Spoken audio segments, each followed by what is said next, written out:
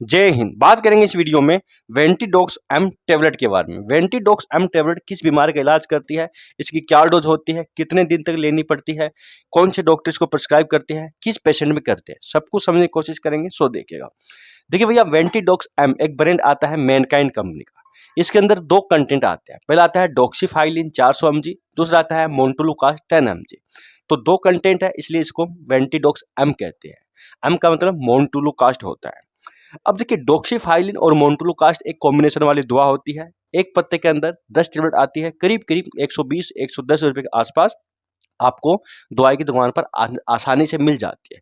लेकिन देखिए, ये दवाई ऐसे नहीं चलती है। इसको ना डॉक्टर प्रिस्क्राइब करते हैं, MBBS doctor, general physician doctor, ठीक है, हार्ट स्पेशलिस्ट या कोई भी स्किन स्पेशलिस्ट। कई तरह के डॉक्टर इसको, स्किन स्पेशलिस्ट तो नहीं करेंगे, लेकिन कई तरह के डॉक्टर इसको प्रिस्क्राइब कर सकते हैं।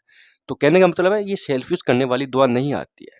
डॉक्टर इसको प्रिस्क्राइब करते हैं, तब पेशेंट का इसका यूज होता है।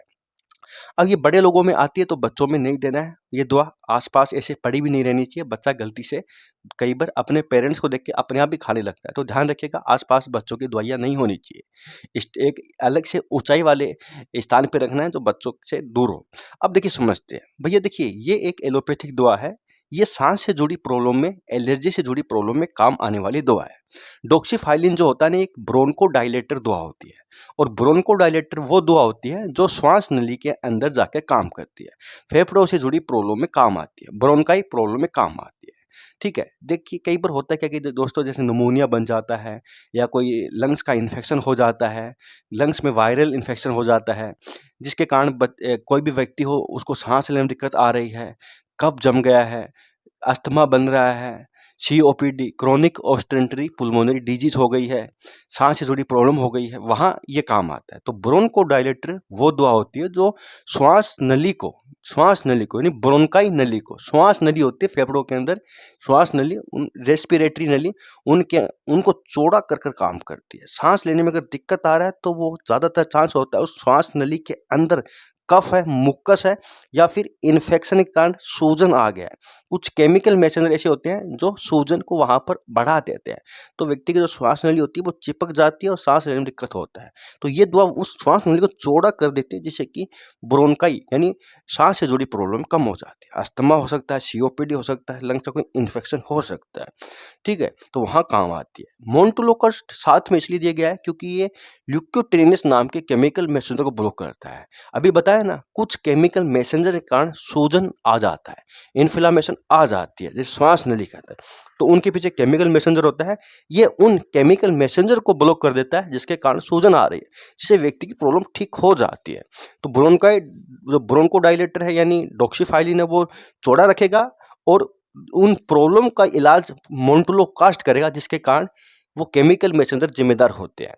इनके अलावा ये जो दवा होती है ना, ये एलर्जी में भी काम कर देती है, क्योंकि मोन्टुलोकास्ट होता है, ये एक एंटी एलर्जिक सॉल्ट भी होता है। इचिंग चल रही है, ठीक है, नाक से पानी आ रहा है, जुकाम लग गई है, वहाँ पर भी ये काम कर देता है। डॉक्सीफाइलिन कफ को भी कम कर देता है। अगर छाती में कफ है, अस्थमा में थोड़ा बहुत कफ महसूस हो सकता है, तो वहाँ पर काम करता है। कहने का मतलब है, ये जो दवा होती है खांसी, जुकाम, कफ, इन्फेक्शन, लंग्स, निमोनिया, इस तरह की प्रॉब्लम में चलती है। अस्थमा, सीओपीडी जैसी प्रॉब्लम चलती है। समझते हैं इसकी डोज के बारे में। तो भैया देखिए, इसकी जो डोज होती है ना, ये ज़्यादातर रात को एक टेबलेट सोते समय होती है। रात को व्यक्ति को दिक्कत ना हो इसलिए होती है। एलर्जी वाली प्रॉब्लम रात को ज़्यादा होती है। ऐसा नहीं है कि रात को ही होती है, कई बार दिन में भी इसको दे ली जा सकती है। कई बार डॉक्टर इसको सुबह शाम भी कर सकते हैं। कई बार एसओएस भी होती है, कभी भी ऐसा लगे सांस भारीपन हो रहा है, तब एक साथ ले लीजिएगा। इसके साथ और भी एंटीबायोटिक दवाइयाँ चल सकती है, कोई कैप्सूल्स चल सकते हैं अलग अलग तरीके के, और सिंगल यूज भी की जा सकती है।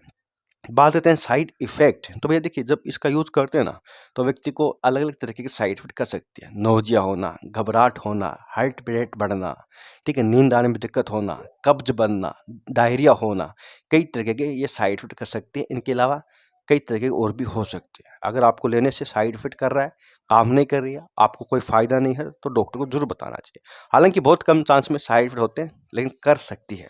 तो दोस्तों, सब कुछ था वेंटिडोक्स एम टेबलेट के बारे में। बहुत बहुत धन्यवाद।